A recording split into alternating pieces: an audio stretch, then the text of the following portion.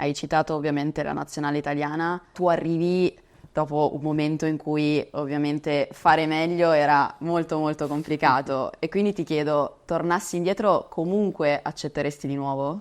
Sapevo benissimo che era impossibile poter fare meglio, perché a meno che uno faccia il campionato intergalattico, vincere qualcosa di più di un campionato del mondo è difficile. Era una grande responsabilità, era una grande sfida e l'ho accettata.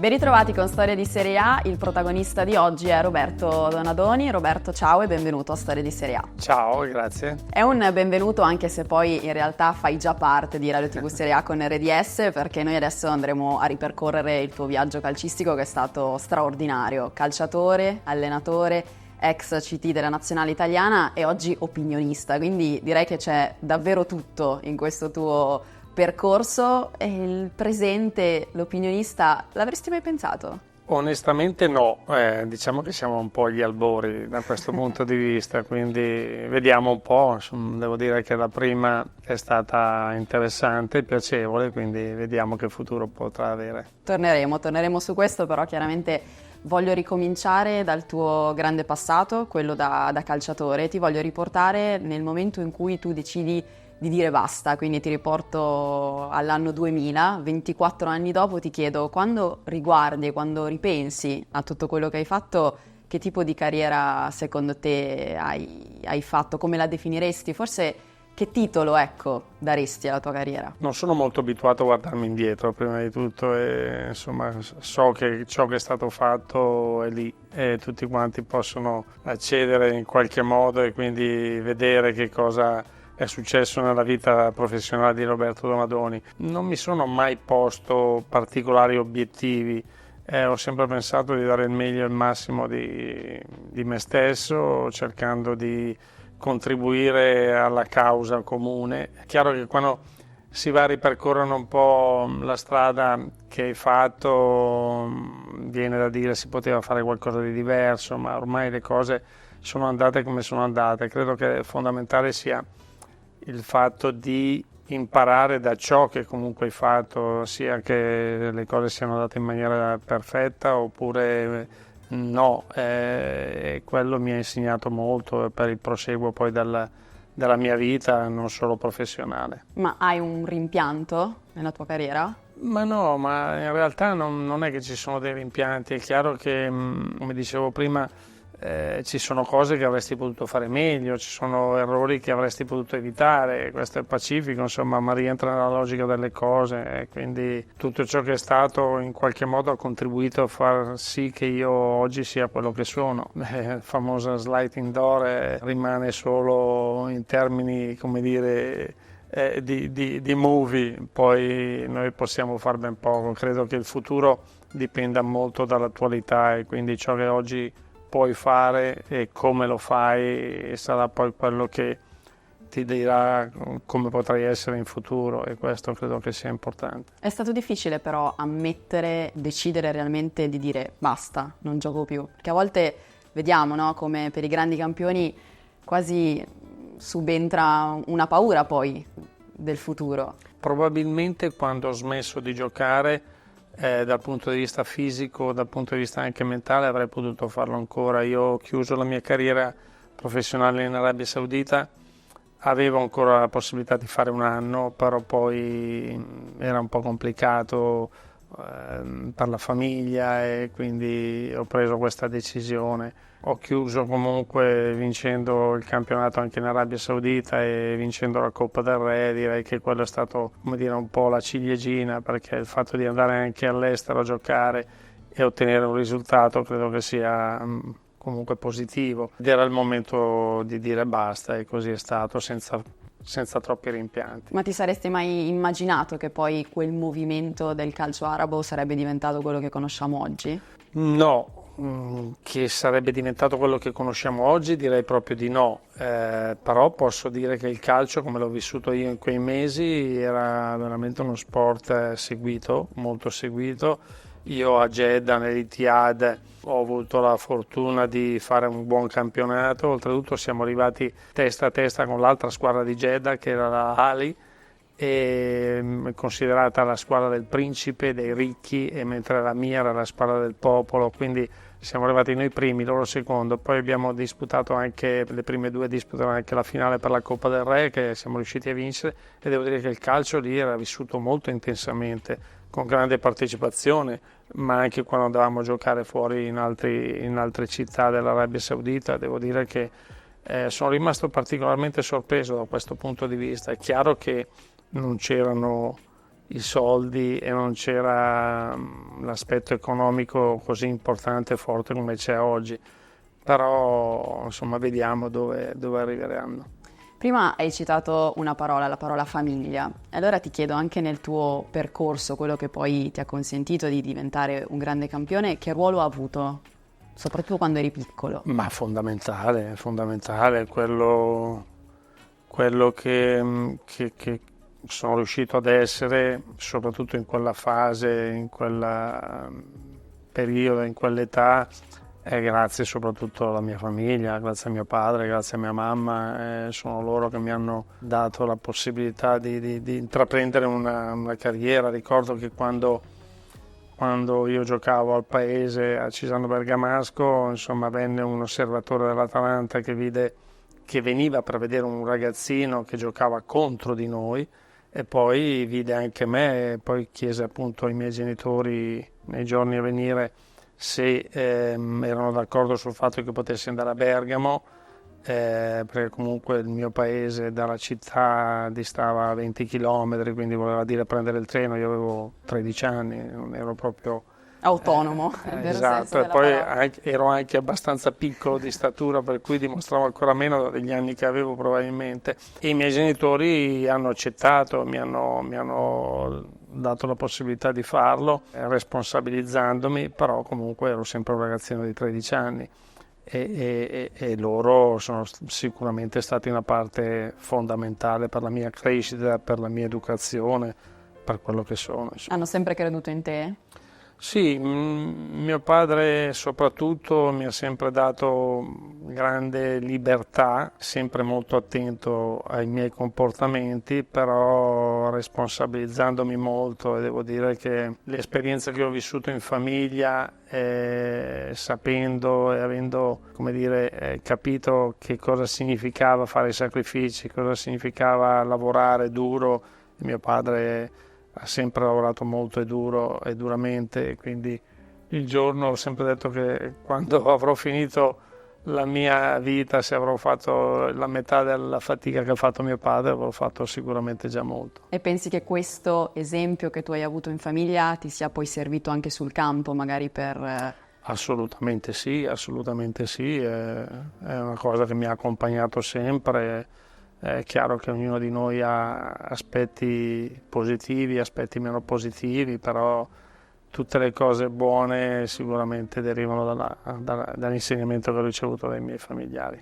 E ripensando proprio da dove tu hai iniziato, quindi penso al calcio dell'oratorio che magari oggi è meno comune, quel tipo di calcio lì era un calcio che in un certo senso aiutava poi anche a sviluppare magari delle qualità, un senso anche più di libertà del singolo bambino, che magari oggi è più difficile perché c'è più impostazione, però si lascia meno quello spirito che poi magari porta, no, a sviluppare la qualità o l'istinto puro. Assolutamente sì, direi che oggi in generale i ragazzini, i bambini sono più fortunati di noi per tanti aspetti, però per altri aspetti sono meno fortunati. Si usciva di scuola, si andava a casa, magari non si pranzava nemmeno, si prendevano due panini e si correva al campo dell'oratorio, perché se non facevi in fretta rimanevi fuori, e quindi quello era un po' il nostro sfogo, la nostra possibilità di divertirci, e quindi arrivavi lì con i tuoi compagni di classe, con i tuoi compagni di scuola, e giocavi fino a sera, e quello ti insegnava molto, quello ti faceva capire tante cose. A volte si giocava anche per strada, no? E giocare per strada sull'asfalto, chiaro che non c'è il traffico, non c'era il traffico che c'è oggi a Milano, ma nello stesso paese, e quello magari ti aiutava anche a capire che cosa voleva dire stare in piedi, non cadere a terra perché sennò ti sbucciavi, ti facevi male, quindi tutte cose che oggi chiaramente si sono un po' perse. Bisognerebbe riportarle un po', un minimo a parte? Beh, per certi versi sì, è chiaro che è difficile ricreare determinate situazioni, ma poi dipende molto dagli educatori che tu hai, no? Noi lì non avevamo nessuno che ci seguisse, se non i fratelli più grandi o le generazioni un po' più grandi di noi. Giocavo al campetto e allora, siccome ero un po' il più bravo del gruppetto, a volte mi facevano giocare senza superare la metà campo, a volte mi facevano giocare quando andava bene senza fare gol.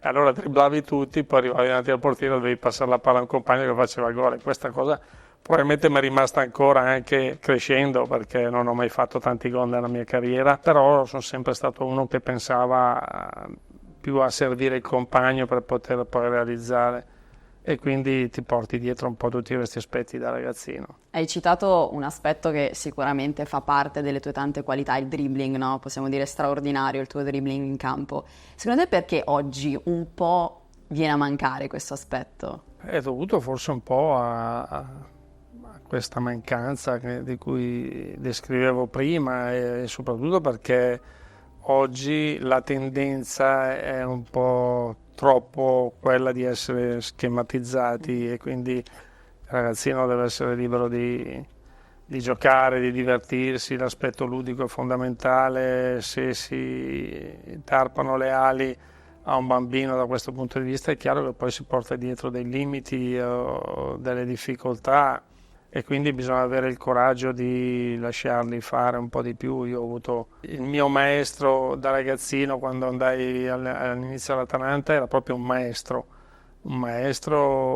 oltre che dal punto di vista calcistico, un maestro di vita, e quindi non ho memoria mai, anche quando eccedevo, perché sicuramente ero un po' innamorato della palla e quindi a volte esageravo, però non mi ha mai tarpato le ali, ha sempre cercato di farmi capire le cose nella maniera corretta, ma dandomi sempre la possibilità di esprimere quello che era. E oggi invece questo mi rendo conto, avendo anch'io un figlio, avendolo visto crescere e giocare al calcio, che troppe volte si è in maniera troppo esagerata, esigenti, affinché facciano delle cose, determinate cose, che invece per i ragazzini non dovrebbe essere così. La colpa potrebbe essere la pressione rispetto... Ma no, oggi chiaramente si vede ancora di più, in maniera esagerata, la possibilità di poter emergere in un determinato ambiente, quindi si è legati un po' ai risultati, troppo ai risultati, quindi se un allenatore fa bene con i ragazzini, vince il campionato, ottiene dei risultati, quindi ha la possibilità di scalare un po' e trovarsi poi in condizioni di poter allenare squadre sempre migliori, più forti, no? E questo a volte va un po' a discapito. Io credo che quando un ragazzino torna a casa e dice non voglio più andare ad allenarmi, non voglio più andare lì, bisogna porsi delle domande. Un allenatore, un educatore che non sa far stare bene un gruppo di ragazzini tra di loro, in modo che si divertano e che capiscono che cosa significa stare in una squadra, ritengo che debba fare qualcosa di diverso. Quindi è chiaro che può essere anche qualche limite di qualche ragazzino, però fondamentale che i grandi sappiano lavorare nella maniera giusta con i giovani, per farli prima di tutto divertire. Tu ti divertivi in campo? Assolutamente sì, assolutamente sì. Ricordo quando noi ci si allenava a Bergamo su un campo che era il campo militare, perché proprio lì c'era un distaccamento di militari ed era un campo veramente, non dico di patate, ma si avvicinava molto.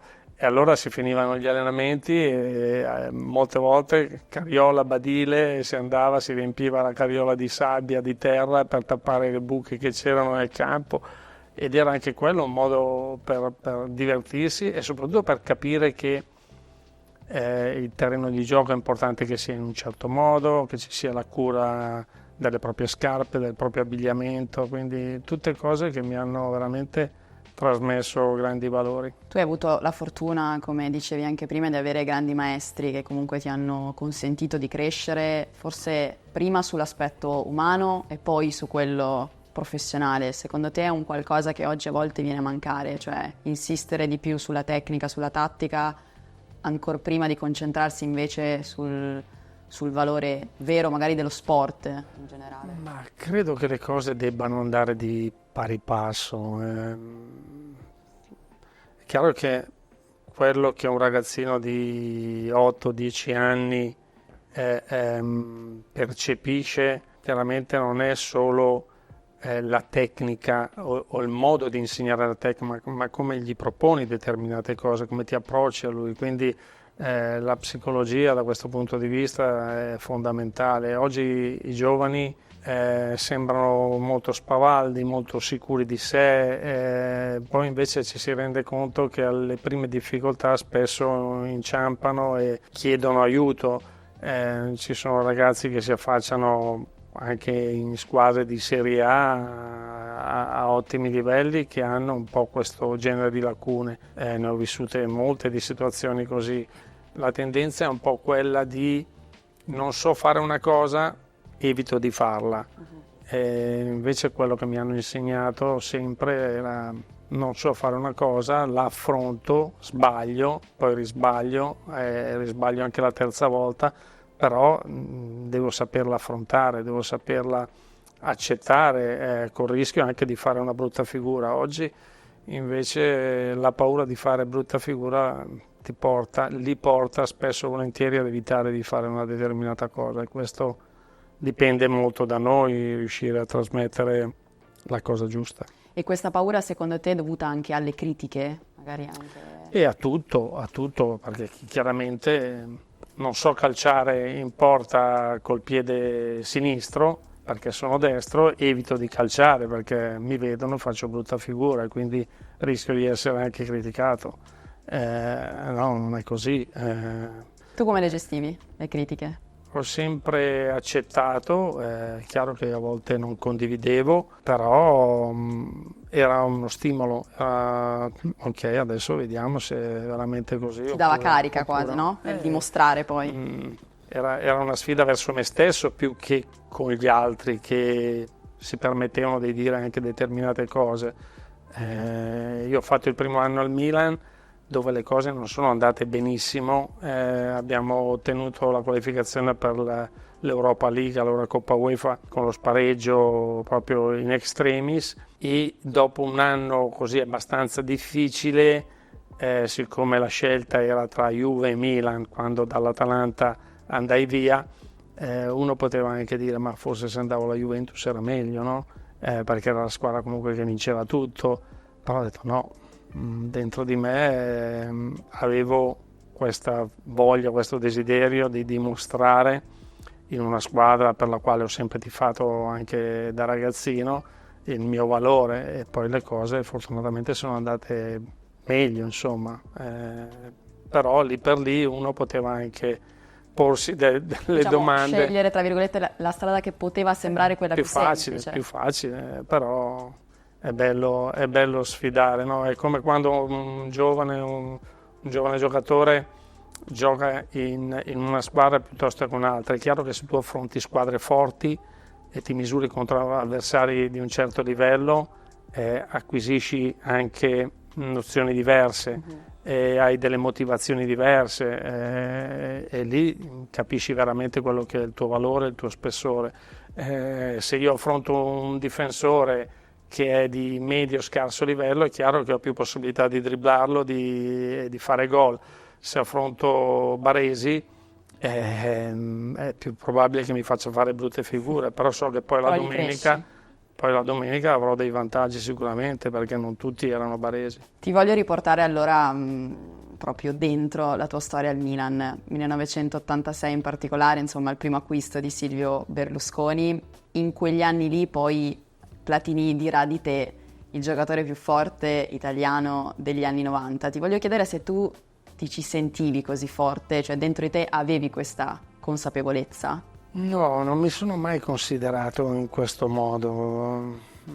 È chiaro che quando senti giocatori del calibro di Platini o qualcun altro fare certe affermazioni nei tuoi confronti, non può che riempirti di orgoglio e di piacere, ma questo mi portava alla convinzione che dovevo dimostrare qualcosa. È come quando vincevi un campionato, quando vincevi una finale di Champions, hai vinto, però poi sono tutti lì pronti a vederti, a cercare di farti cadere, quindi tu devi fare ancora qualcosa di più per essere e stare a certi livelli. Quindi, ma ripeto, non mi sono mai guardato troppo indietro e ho sempre pensato, forse anche sbagliando un po', perché quando uno vince qualcosa di importante è bene anche che goda un po' di quel successo. Invece io non ho mai goduto troppo, ho sempre pensato a quello che poi poteva succedere e venire. Perché eri troppo ambizioso? C'era un continuare ad aver fame di continuare a vincere, dimostrare, andare oltre? Sì, era un po' questo, probabilmente anche una cosa inconscia,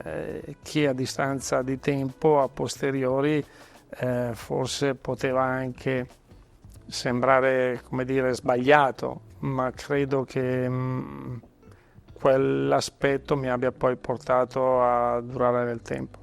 Silvio Berlusconi, se dovessi descrivere a un bambino magari che non ha avuto la possibilità, insomma, di conoscere tutto quello che ha rappresentato nel calcio, nel Milan, come lo descriveresti? Che cosa sottolineeresti e quanto è stato importante poi anche nella tua crescita? Ha rappresentato, non dico tutto, ma una grandissima parte, insomma, spessore di un uomo straordinario, con delle capacità incredibili, con una volontà incredibile. È chiaro che per arrivare ad ottenere il successo che lui ha ottenuto, parlo dal punto di vista calcistico, bisogna avere anche, come dire, delle doti abbastanza naturali, no?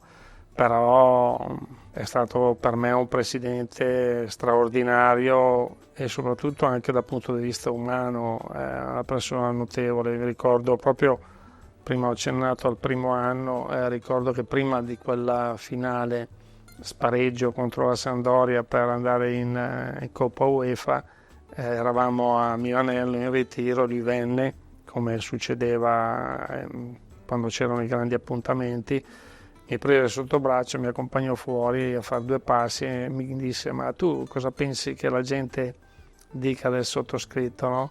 Questo l'ho detto anche in radio quando ero qui, che insomma era una domanda abbastanza complicata, tra me e me. Ho detto: adesso qui devo stare attento che se sbaglio a rispondere mi gioco tutte le mie carte. Lui, capendo un po' l'imbarazzo, mi disse: guarda, te lo dico io, la gente pensa che io sia un po' come il Re Mida, che qualsiasi cosa io tocchi lo trasformi in oro. Non è così, non è così. È vero che io sono uno che lavora molto, è vero che probabilmente ho delle doti innate, ma non lascio niente al caso. Dormo 3 o 4 ore la notte perché voglio considerare tutti gli aspetti a 360 gradi e questo è quello che dovete fare voi. E quindi mi ha trasmesso un messaggio semplicissimo ma molto forte, e questo ha accompagnato sempre gli anni che poi ho avuto la possibilità di giocare al Milan, ed è, ripeto, è stato una persona alla quale sono profondamente grato. Quanto c'era però nell'assorbire proprio quello che lui magari vi diceva, i consigli che vi dava? Perché poi uno può essere un grande esempio, però poi se tu, lato giocatore, insomma, non riesci a cogliere tutto quello che ti viene detto, poi magari non lo metti in pratica, quindi in questo, no, voi gruppo... Ma noi eravamo un gruppo veramente molto solido da questo punto di vista. Eravamo un gruppo di giocatori, quantomeno non nella maniera totale, ma il famoso zoccolo duro, fatto di giocatori di grande personalità, di grandi motivazioni, di grande serietà, e anche i giocatori che arrivavano di volta in volta avevano la percezione di questo e quindi si dovevano adeguare a quel tipo di atteggiamento, che era un atteggiamento che ci veniva trasmesso dal club, che ci veniva trasmesso chiaramente dal presidente e dall'allenatore. Venivamo da una modalità in precedenza di un certo tipo e abbiamo recepito subito quello che era il messaggio che ci aveva trasmesso Sacchi quando è arrivato e c'è stata subito una risposta importante e tutti, ripeto, tutti coloro che venivano dovevano adeguarsi a quel tipo, altrimenti si autoescludevano e quello credo che sia stata veramente la nostra bravura, la nostra capacità, al di là delle qualità tecniche che chiaramente poi sono fondamentali, perché puoi avere tutto il carattere che vuoi, ma se poi non hai le doti e i mezzi diventa difficile. Esisterà mai secondo te un altro presidente come Berlusconi? No, credo di no. Credo di no, un po' come la domanda che spesso negli anni della carriera ti pongono, no? Ma tu vedi in quel giocatore, in quel qualcosa che assomiglia a Tizio, Caio, Sempronio, ognuno è se stesso, ognuno ha delle peculiarità sue e quindi è bene che esprima la propria capacità, il proprio valore in maniera, come dire, autonoma, individuale, no? Singola. E lo stesso vale per Berlusconi, insomma, queste menti, queste persone nascono veramente con una frequenza molto molto rara e quindi, ma è bene che sia così e che poi inevitabilmente sono personaggi che lasciano un segno indelebile proprio per questo motivo, perché sono difficilmente ripetibili. E cosa pensi invece delle proprietà straniere? Cioè secondo te sono in grado di creare dei cicli vincenti un po' come avete avuto voi per esempio? Ma io credo che le proprietà straniere siano un bene, però come tutte le cose ci vuole sempre la capacità di sapere che bisogna poi farsi accompagnare anche da qualcuno, non so, ormai le proprietà straniere in Italia sono veramente tante. Mi piace il modello, giusto per rimanere un po' in casa, bergamasco dall'Atalanta, perché comunque pur essendo una proprietà straniera che ha la maggioranza del club, però al tempo stesso c'è un presidente che è Percassi e c'è tutto un entourage di persone che hanno lavorato lì e che sono lì da anni e che sanno. Non ti stupisce tutto quello che loro sono riusciti poi a creare? No, assolutamente no, credo che sia una logica conseguenza proprio perché ci sono delle capacità. Oggi hai detto anche prima, insomma, che non ti piace troppo fare dei paragoni, no? Quindi magari paragonare il vostro Milan al Milan di oggi piuttosto che alla tua, insomma, alle tue tante qualità paragonabili a quelle di un giocatore attuale. Però ti chiedo, in questo cambiamento, no? Questa evoluzione del calcio, innanzitutto se secondo te si può parlare di un cambiamento positivo oppure un'evoluzione proprio diversa rispetto al tuo modo di giocare, insomma, o quando giocavi tu, e poi che cosa significa secondo te oggi avere talento? I tempi sono diversi, sono differenti, le cose cambiano come è normale che sia, la società cambia, è continua evoluzione, quindi se dovessi parlare di Pelé piuttosto che di Rivera in un contesto attuale, è chiaro che in termini di capacità ci starebbero comunque, si allenerebbero in una maniera diversa. Sono convinto che parlando con loro ti direbbero che al loro tempo facevano una determinata fatica, facevano determinati sacrifici che erano probabilmente il meglio e il massimo che potevano fare, così come i giocatori di oggi, insomma. Il calcio, come la vita, come la società, è in continua evoluzione, ci sono tanti aspetti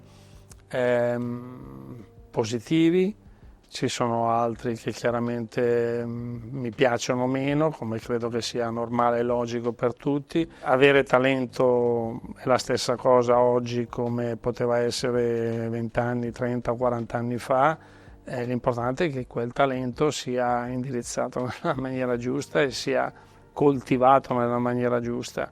Se sappiamo incentivare questo tipo di talento e non farlo apparire come qualcosa di fine a se stesso, il ragazzo che ha talento e che riesce a capire di mettersi al servizio comunque degli altri fa diventare il suo talento doppiamente importante.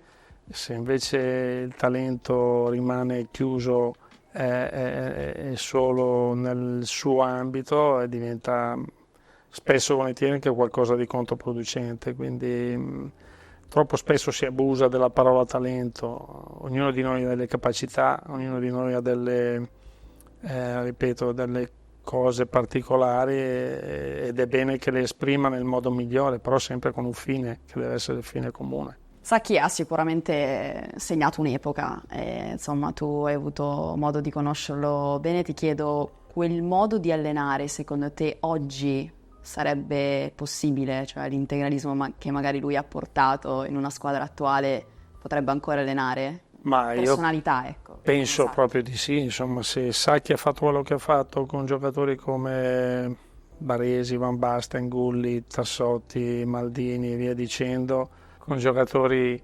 assolutamente straordinari, figuriamoci se non lo si possa fare oggi, dove probabilmente quel tipo di qualità viene un po' meno, insomma. È vero che oggi probabilmente l'approccio dovrebbe essere fatto in una maniera un po' differente, però quello fa parte un po' della tempistica, fa parte un po' degli anni che comunque sono passati da allora ad oggi. Oggi si ha comunque un gruppo generalmente più eterogeneo, sono tanti giocatori che vengono da fuori, tanti giocatori che hanno caratteri diversi dovuti proprio ad un'estradizione completamente diversa, e quindi oggi l'allenatore da questo punto di vista ha molto più da fare. Allora avevi 15 giocatori italiani e 3 o 4 stranieri, adesso è quasi esattamente l'opposto, quindi sono difficoltà completamente diverse, persone che hanno quel tipo di gene e di genio. Credo che potrebbero fare bene in qualsiasi epoca. Ma secondo te, se quando fosse arrivato Sacchi, quel poi ciclo vincente, insomma tutti i risultati che poi di fatto sono arrivati quasi subito, se non fossero arrivati subito, secondo te si avrebbe avuto comunque l'esito che poi avete avuto, quindi con il ciclo vincente, con i risultati, oppure la questione tempo sarebbe stata comunque fondamentale, perché spesso oggi se non arriva subito il risultato non viene concesso il tempo. Ma questo succedeva anche prima. Sacchi arrivò al Milan da sconosciuto, diciamo, perché non ha avuto mai una storia calcistica importante, per cui era per tutti un po' una scoperta. Il primo anno fu complicato. Il primo anno noi andammo a giocare in Coppa UEFA in Spagna contro il Valladolid, se non sbaglio, e si perse, si andò fuori. Le voci che c'erano erano quelle di un Sacchi che probabilmente non sarebbe arrivato a mangiare il famoso panettone, no? Poi andammo a Verona, anzi, prima di andare a Verona intervenne il presidente Berlusconi e parlò chiaro alla squadra dicendo: Sacchi è l'allenatore di questa squadra, è l'allenatore del Milan, se qualcuno non è d'accordo ci può stare, basta che venga dal sottoscritto, ne parliamo e troviamo una sistemazione diversa. Ma il presidente diede assolutamente totale fiducia a Sacchi, per cui noi questo lo percepimmo, capimmo subito, andammo poi a giocare a Verona, vincemmo a Verona e da lì poi, se non sbaglio, non abbiamo più perso per tutta la stagione. Dipende un po' dal tipo di club, il tipo di proprietà che ha alle spalle. Se è una società che ragiona in questi termini, anche oggi sei protetto. È chiaro che forse oggi le pressioni sono un po' diverse a livello mediatico rispetto a allora, però insomma è fondamentale che il club e la società sia di un certo tipo. Però poi dopo un po' una personalità così forte come quella di Sacchi, voi da giocatori, cioè, avete mai pensato un sospiro, come dire, è tosta continuare seguendo questo? Io l'ho avuto per un po' di anni al Milan e poi l'ho avuto anche in nazionale successivamente, quindi lo conoscevo bene, sapevamo bene, così come molti di noi che eravamo anche in nazionale. È chiaro che era un allenatore, è stato un allenatore molto esigente, pretendeva molto da se stesso prima di tutto e poi di conseguenza pretendeva molto anche da noi, così come il club. Il club, il presidente Berlusconi ha sempre messo nelle condizioni migliori tutti quanti noi di poter lavorare in un determinato modo. Abbiamo avuto un centro sportivo che era sicuramente uno dei centri sportivi più all'avanguardia, più importanti e belli in Italia, se non in Europa, e questo toglieva qualsiasi tipo di alibi, quindi non potevi dire il campo non è buono, non manca questo, manca quell'altro, perché c'era veramente tutto. È chiaro che devi essere anche di carattere bello solido e forte, perché insomma quando hai a che fare con persone così esigenti, se non sei esigente con te stesso prima di tutto fai fatica a reggere. E il cambio poi in panchina, quando arriva Capello, come è stato preso da voi? No, bene, il Capello l'avevamo avuto anche nelle ultime 4-5 partite del primo anno, quando noi facemmo lo spareggio che rammentavo prima con la Sampdoria. Lui arrivava da Publitalia e Berlusconi lo mise lì al posto di Lidon. Poi l'anno successivo prese Sacchi e poi dopo Sacchi riprese di nuovo Capello. Devo dire che le cose sono andate molto bene. Io devo dire che mi sono trovato sempre molto bene con Capello. Il vantaggio forse di Capello rispetto a Sacchi è stato quello di essere un allenatore che comunque ha vissuto lo spogliatoio anche da atleta, anche da ex giocatore a livelli importanti, e questo forse nel modo di approcciarsi agli atleti e ai giocatori ha dato qualche vantaggio, però si è vissuti comunque molto ancora su quello che Sacchi aveva fatto negli anni precedenti, e lui ci ha messo molto del suo, e direi che poi i risultati parlano chiaro. Direi di sì. E se dovessi dare 3 titoli alle tue 3 Champions League / Coppa dei Campioni che hai vinto, riusciresti insomma a differenziarle in qualche modo? Ma sai, sono state chiaramente cose diverse, no? La prima che vinciamo con lo Steaua è stato l'avvenimento, no? Comunque non hai mai partecipato prima ad una grande competizione come la Champions, arrivi in fondo, vinci la Champions, poi come si è vinta e come è stata vissuta da tutti, perché insomma eravamo a Barcellona con 80.000 tifosi rossoneri, veramente è stata anche una coreografia di un certo tipo, ha fatto sembrare l'avversario un avversario di poco conto, ma quando una squadra arriva in finale non può essere una squadra di basso livello. Eravamo talmente carichi, eravamo talmente coscienti, consapevoli dell'obiettivo che avevamo davanti, che non potevamo assolutamente sbagliare, non potevamo farcelo sfuggire, così è stato, insomma. Quindi è chiaro che quella è un po' la cosa che ricordi con maggiore intensità, perché è stata proprio, come dire, la novità. Poi le successive, la seconda purtroppo non ho giocato la finale perché ero squalificato, e poi anche lì insomma è stata sofferta, combattuta, vinta veramente con le unghie, e quella successiva, la terza contro il Barcellona ad Atene, è stata anche lì molto particolare per tutto l'ambiente che si era creato, no? Il Barcellona era la squadra assolutamente più favorita, la squadra che tutti quanti indicavano come sicura vincitrice di quella Champions. Noi avevamo qualche assenza importante, ma chi ha giocato non l'ha fatta assolutamente sentire questa assenza. Parlo di Varesi e Costa Curta. Siamo entrati con una carica, con una voglia, con degli stimoli che erano all'ennesima potenza, in virtù del fatto anche che allora Cruyff aveva dipinto un po' la nostra squadra come una squadra come era logora, vecchia, che era arrivata in fondo, e quindi quando vai a stimolare determinati giocatori e a toccare determinati tasti è chiaro che diventa pericoloso, e poi anche lì insomma abbiamo avuto un grande successo, e quindi è stata veramente un'enorme soddisfazione. Esiste l'amicizia vera nel calcio? Ti capita di sentire ancora i tuoi ex compagni di squadra?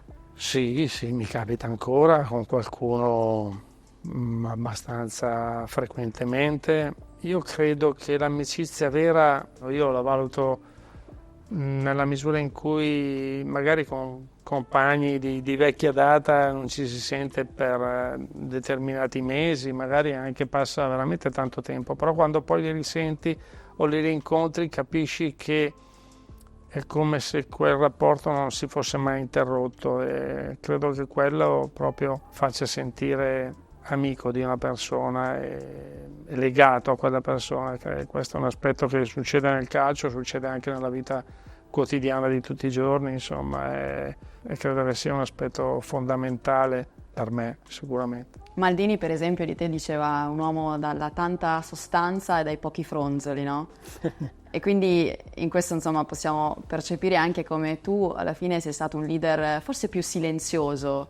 Questo ti ha un po' dato magari, non so se fastidio, però spesso magari etichettato come un calciatore, quindi poi insomma una persona che magari non si esprimeva del tutto. È una cosa che un po' ti ha condizionato, oppure hai sempre saputo di essere questo e quindi... No, credo di essere stato un po' così da calciatore, poi col tempo le cose sono da questo punto di vista anche migliorate. Sì, non mi è mai piaciuto apparire troppo, ho sempre cercato di essere molto concreto nelle cose, ma forse è stato anche un limite per certi versi, lo riconosco, non c'è problema, però a volte quando ti rendi conto che le persone che frequenti o che ti girano intorno si approcciano a te in un determinato modo, allora tendi magari un po' a difenderti, a proteggerti, e questo probabilmente è capitato mi ha accompagnato un po' nella mia carriera, però insomma il mio carattere era quello e sapevo dare valore e riconoscevo coloro che meritavano questo tipo di atteggiamento da parte mia, e chi no invece. Il tempo ti aiuta a capire determinate cose, quindi a migliorare anche tanti aspetti che sicuramente andavano migliorati. E se riguardi un po' indietro nel tuo passato, è stato più difficile fare il calciatore, l'allenatore o banalmente il papà? Ma insomma, sono cose veramente molto diverse. Credo che da calciatore probabilmente era la cosa più facile, più semplice. Da allenatore o da papà chiaramente le cose cambiano perché hai la responsabilità di tante persone, soprattutto delle persone che ti stanno più vicine nel caso di essere papà, no? E quindi io ho avuto mio figlio Andrea quando ero molto giovane, e quando sei molto giovane l'esperienza non ti aiuta molto, e quindi non riesci a vivere fino in fondo, a capire fino in fondo quello che significa essere genitore. Adesso con mia figlia, che è più piccola, che ha 11 anni, certe cose le ho comprese sicuramente meglio, anche perché quando sei ragazzo giovane e comunque nel pieno della tua professione sei veramente molto preso da quello, e quindi sei più centrato su te stesso piuttosto che sugli altri, e quindi invidio un po' quei giovani che hanno già questa maturità, e credo che sia veramente una grande dote, un grande merito, però credo che siano quei passaggi che è inevitabile che ognuno di noi viva nella propria vita, e quindi bisogna saperlo accettare. Se non ci fosse stata tua moglie, avresti comunque intrapreso questa strada dell'allenatore? Non lo so sinceramente, è difficile poterlo dire. Credo che probabilmente avrei provato giusto per capire se ero idoneo oppure no, però lei mi ha dato una bella spinta. Ecco, se da calciatore possiamo dire che ti sono stati riconosciuti tantissimi meriti, lo abbiamo raccontato, per tutto quello che hai vinto, ti senti che da allenatore un po' ti hanno anche magari privato del tempo per dimostrare tutte le tue capacità? A volte ha inciso anche un po' la sfortuna nel percorso di Roberto Donadoni da allenatore? Ma sai, quando si parla di fortuna, sfortuna, insomma, sono abbastanza scettico da questo punto di vista, insomma, le cose capitano e vanno come devono andare, insomma. Ma credo di aver avuto delle buone opportunità, ho avuto la possibilità anche di allenare la nazionale italiana, quindi credo che quella sia veramente una soddisfazione immensa, e non ho fatto altro che non faccio altro che cercare di trasmettere ai giovani e ai ragazzi che ho a disposizione tutto quello che la mia esperienza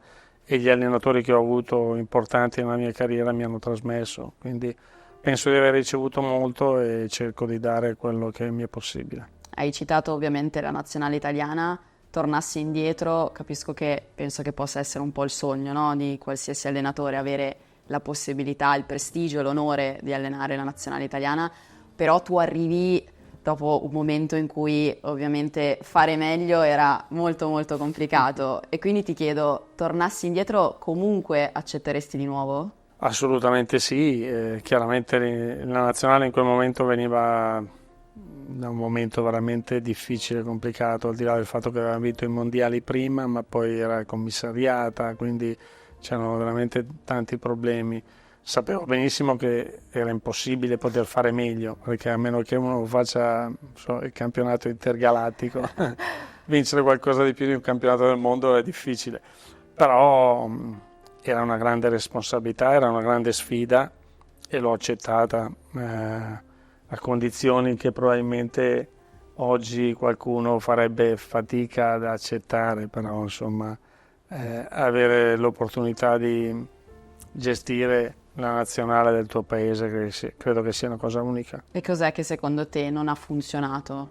No, non c'è stato nulla che non ha funzionato se non le difficoltà che ancora oggi un commissario tecnico trova, insomma. Quindi credo che sia fondamentale riuscire a creare un rapporto giusto e adeguato tra nazionale e club. Quando c'è sintonia in questo senso, allora le cose sicuramente possono andare meglio, possono funzionare in un determinato modo, ma come sempre, come si parlava prima del club del Milan e quindi del presidente Berlusconi, questo vale anche per la nazionale. Se hai alle spalle una federazione che ti sa appoggiare e sostenere in un determinato modo, allora puoi lavorare bene. In cosa secondo te Spalletti è vincente, guardando anche al suo percorso da allenatore? Credo che i risultati di ognuno di noi poi parlino da soli, insomma, no?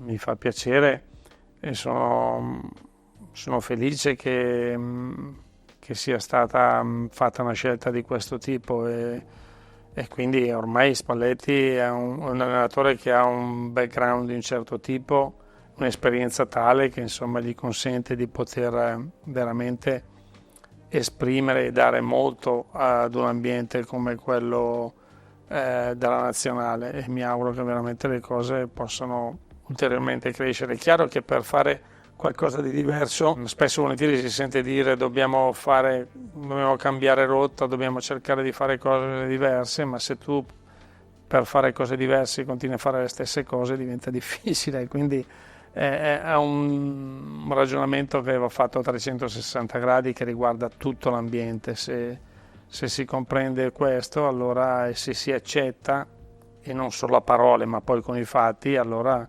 sicuramente il calcio italiano tornerà a essere grande. Cosa dovrebbe avere la nazionale di oggi rispetto a quello che avevate voi del gruppo vostro di Italia 90? Parlo magari anche proprio di aspetti non tecnici e tattici, perché poi insomma abbiamo capito che non ti piacciono magari i paragoni, però magari di personalità, di gruppo, di aspetti un po'... Ma sai, ogni periodo ha le sue caratteristiche, no? Questa è una nazionale, è un gruppo di giocatori dove magari non c'è, no? O meglio non ci sono tanti giocatori di spicco, però bisogna saper lavorare con queste caratteristiche, no? Quindi ancora di più diventa fondamentale essere gruppo, ancora di più diventa fondamentale sapere che quando indossi la maglia della nazionale devi dare la vita dal punto di vista sportivo.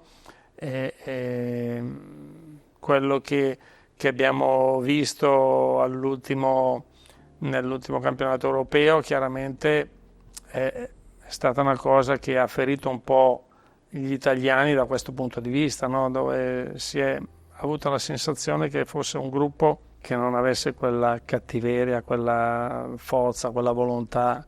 I risultati possono anche non esserci, ma se tu trasmetti quello, allora la gente i tifosi riescono a digerire meglio tutto, no? Ad accettare con più facilità, ed è fondamentale che l'allenatore trasmetta un po' questo tipo di messaggio, anche se poi è vero che in quelle competizioni, quando chiaramente vengono alla fine di un campionato difficile, pesante, faticoso come quello italiano, se non hai la fortuna di avere giocatori dal punto di vista fisico e mentale nelle condizioni migliori, diventa difficile fare risultati. Ti riporto sulla tua nazionale, apro una piccola parentesi un pochino più dolorosa, perché prima di arrivare a Totò Schillaci e Luca Vialli voglio ripartire anche da Azeglio Vicini, perché se prima abbiamo citato Capello e Sacchi, che sono stati sicuramente due maestri nel tuo percorso, vorrei ripercorrere anche quello che ti ha trasmesso lui, anche in ottica nazionale. Beh, io l'ho avuto fin dall'Under 21, quindi ci ha accompagnato e ci ha fatto poi esordire in tanti, anche nella nazionale maggiore, quindi lui rientra nella categoria di quegli allenatori, un po' come è stato per me il mio maestro all'inizio, Bonifacio, quando sono arrivato all'Atalanta, che oltre ad essere tecnici erano anche persone con un certo spessore umano, e quindi ha trovato per me terreno fertilissimo. Sono quelle persone alle quali riesci a dare anche qualcosa che va oltre l'aspetto tecnico, per cui per me è stato veramente un padre calcistico. È stato veramente una persona straordinaria. Totò Schillaci e Luca Vialli, se dovessi insomma ricordarli in un modo forse anche un pochino più positivo, mettiamolo così, con un sorriso, insomma un qualcosa che magari di loro ti ha particolarmente colpito. Ma se devo parlare di Gianluca Vialli e di Totò Schillaci, le cose che mi vengono in mente non sono tanto legate al calcio, sono legate ai momenti in cui si stava insieme fuori dal terreno di gioco, e quindi quelle sono le cose che ho più impresse nella memoria, anche perché quello che loro hanno fatto dal punto di vista calcistico lo possono vedere tutti e possiamo andare a riprenderlo quando vogliamo dai video, ma quello che è il vissuto, quello che sono i momenti passati insieme, gli scherzi che si facevano, sono cose che chiaramente rimangono dentro e nella tua memoria sono impresse, quindi è chiaro che diventa semplice, comodo, facile parlare in un certo modo di questi ragazzi, ma hanno occupato una fetta importante della mia vita, non solo quella sportiva, e quindi li ricordo sempre nelle preghiere. Tornando su quel mondiale lì di Italia 90, è stata forse la tua, oppure insomma ce lo dici e ce lo dirai, delusione più grande a livello sportivo, quella semifinale persa, oppure per tutto quello che poi ha rappresentato dopo comunque? No, direi di no, direi che è stato, come dire, difficile nella misura in cui sai che non hai centrato un obiettivo e quindi hai creato grande dispiacere a tanta gente, perché tutti vedevano l'opportunità di poter arrivare alla finale, quindi di poter vincere una Coppa del Mondo, però ho sempre pensato che anche quello fa parte un po' del gioco, no? Così come prima dicevo, non ho mai gioito troppo forse di determinati successi, della vittoria di un Champions piuttosto che di un campionato, di una Supercoppa, così non mi sono mai abbattuto di fronte ad una negatività. Neanche Italia-Brasile 1994? No, neanche quella, perché insomma direi che